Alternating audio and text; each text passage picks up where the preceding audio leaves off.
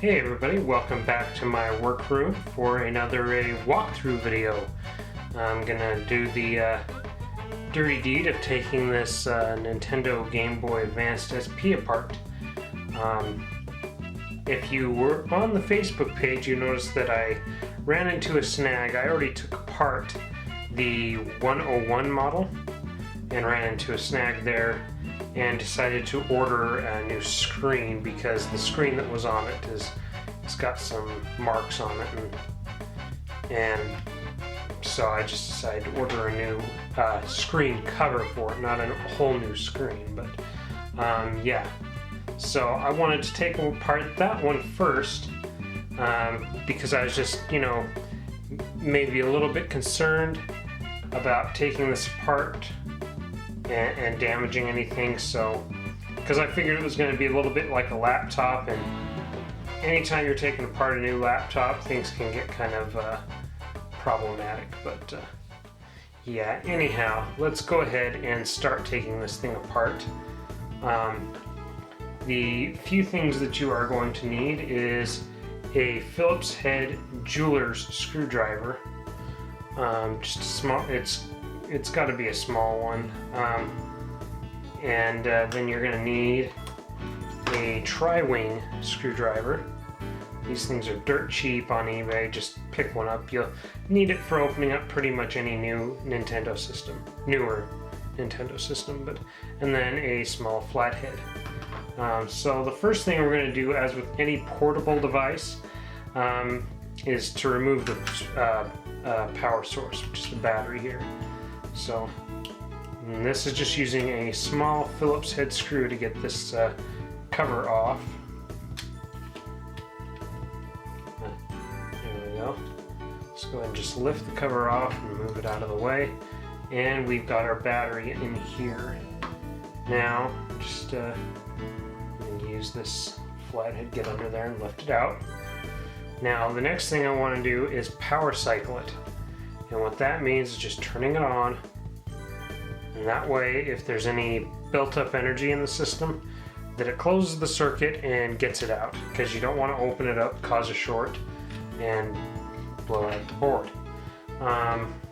Now, you've got a few screws, approximately, well, you actually got 6. So, let's see, you've got 4 on the main body here, and then 2, 1 on the top, 1 on the bottom. So they're just all tri-wing, but they are different size screws. So just you got to remember where they go. So the one on the top and the bottom here are the same size. So I just stick those by the battery. Next, I'm going to remove these main body screws.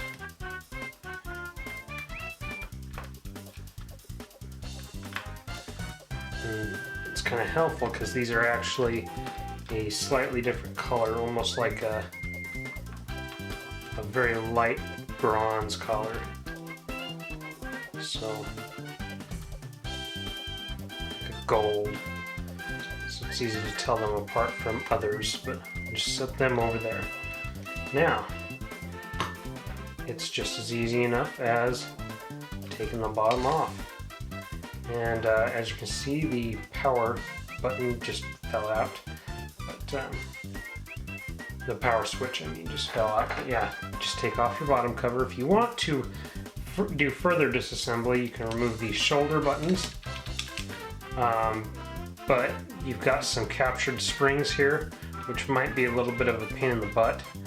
And then maybe you'd have to use that small Phillips head screwdriver to remove these 2 screws to get this base plate off. That it's just basically shielding where the cartridge goes in. But yeah, gonna put that out of the way, and now we've got our motherboard exposed.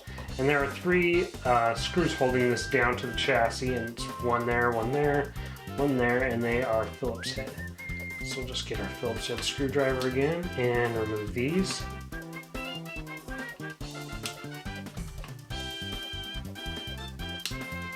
like I said, this thing's like pulling apart a laptop, but I will tell you, it is about 10 billion times easier. This thing's cake. So if you're worried about taking one of these apart, don't. Now you're gonna lift up towards the front and go towards the back, because you have your connector to your to the LCD is right here. So now you got your little rubbers. You're stuck to the board. Go ahead and just take those off, the buttons. Set them out of the way.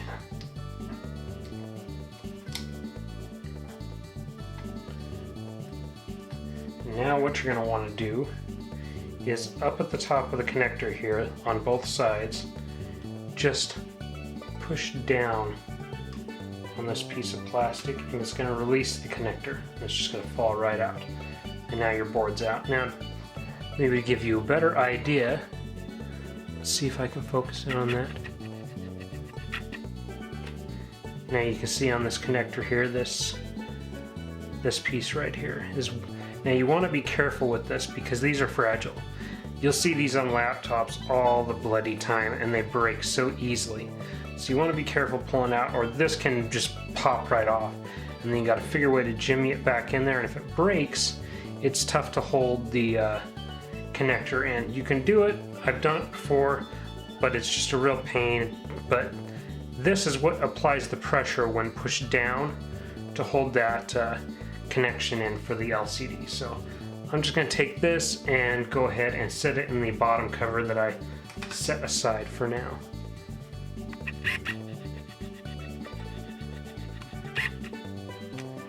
Alright, so now got the speaker here. You don't have to remove this, but it's probably just going to fall out anyway, so I just go ahead and pull it out. Set it aside. Now when you open this up, you're going to have some buttons fall out if you move it, because the D-pad is still in, so just go ahead and pull out your remaining 2 buttons in the D-pad there. Now you can open it up and expose the screen here. Now to get the screen out, it's really easy. There's 5 screws, 2 on the bottom, 3 on the top. Now these are just rubber and they're just stuck to the top of the screws. The easiest way to get in there is with this flathead screwdriver. Now you gotta be careful because you gotta get in and then under, and you don't want to mar up your case. Oh, wait. Sorry, I've gotten ahead of myself. Before you do that, let's go back to the cover here. And you want to remove this, this hinge cover here. So you can remove this once you get the LCD free, but as you can see, it's just a Phillips head screw that's underneath here. Just go ahead and remove that. Sorry, I got ahead of myself there. And just falls right out, so there you go. Okay, so as I was saying, so be careful here. You don't want to mar up the front of your screen here. Now, if you want to take it apart further than that, there's hinges that hold the rest of the LCD to this front panel of the casing. You'd have to get inside the hinges in here, and basically you're gonna have to push this part down, and it's really kind of fragile plastic, and then pop the hinges out, and then you can remove it. I don't see any reason to do that, but in case you did. But let's go ahead and remove these. So you just want to get in here and just be very careful. Do not want, really trying hard not to scratch or mar up my casing here. So this thing is in pretty nice shape, and I kind of want to keep it that way.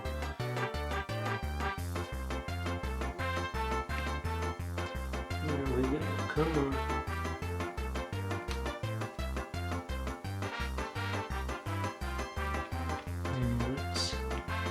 unfortunate, a little bit marred, but most people probably wouldn't be too upset about that, right? But I'm a bit OCD, so yeah, let's, there we go.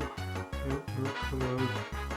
They are kind of a pain in the butt because they are stuck to the screw.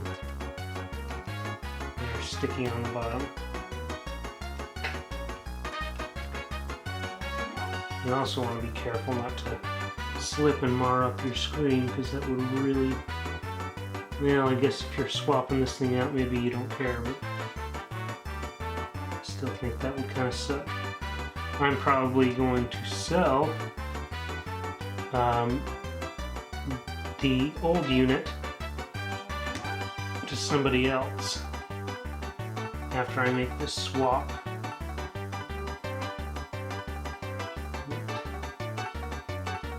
Come on. There we go.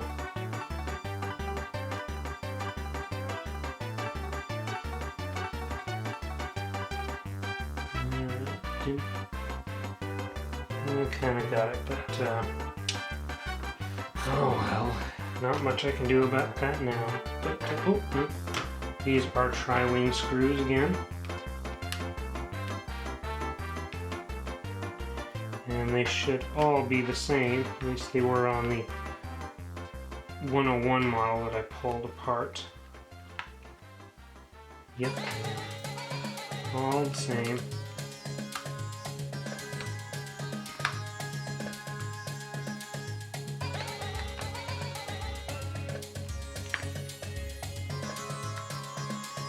Now,